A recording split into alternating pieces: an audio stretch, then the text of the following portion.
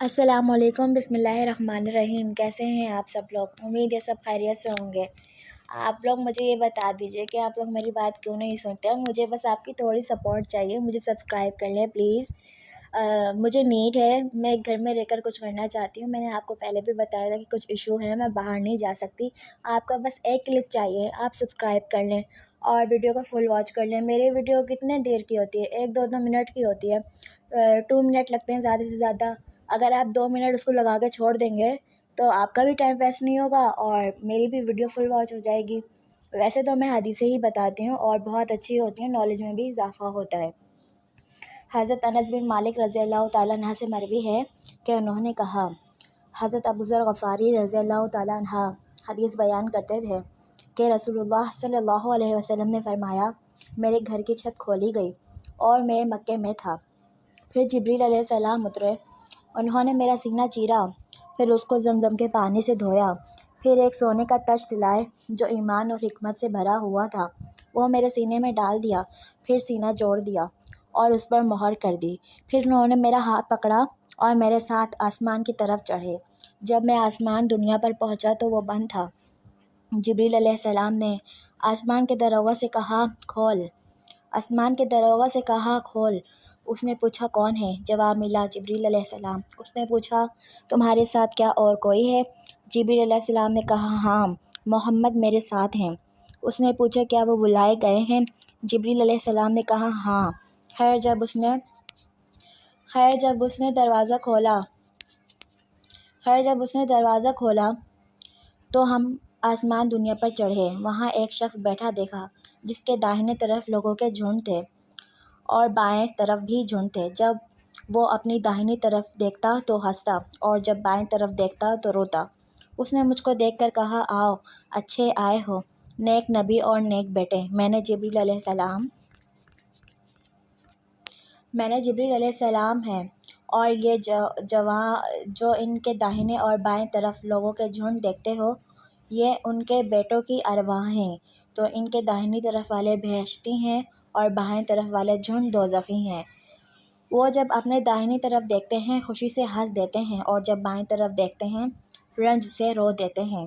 پھر جبریل علیہ السلام مجھ کو لے کر دوسرے آسمان کی طرف چڑھے۔ وہاں کے داروغہ سے کہا، کھول۔ اس نے بھی وہی پوچھا جو پہلے داروغہ نے پوچھا تھا۔ آخر دروازہ کھولا۔ حضرت انس رضی اللہ تعالیٰ عنہ نے کہا، ابو ذر نے بیان کیا کہ پیارے آقا صلی اللہ علیہ وسلم نے آسمانوں میں آدم علیہ السلام اور ادریس اور موسیٰ اور عیسیٰ اور ابراہیم علیہ السلام پیغمبروں کو دیکھا، مگر ہر ایک کا ٹھکانہ نہیں بیان کیا۔ اتنا کہا، آپ نے پہلے آسمان پر آدم علیہ السلام کو پایا اور چھٹے پر ابراہیم علیہ السلام کو۔ حضرت انس رضی اللہ تعالیٰ عنہ نے کہا، جب جبرائیل علیہ السلام نبی کو لیے ہوئے ادریس علیہ السلام پیغمبر پر گزرے تو انہوں نے کہا، آؤ، اچھے آئے ہو، نیک نبی اور نیک بھائی۔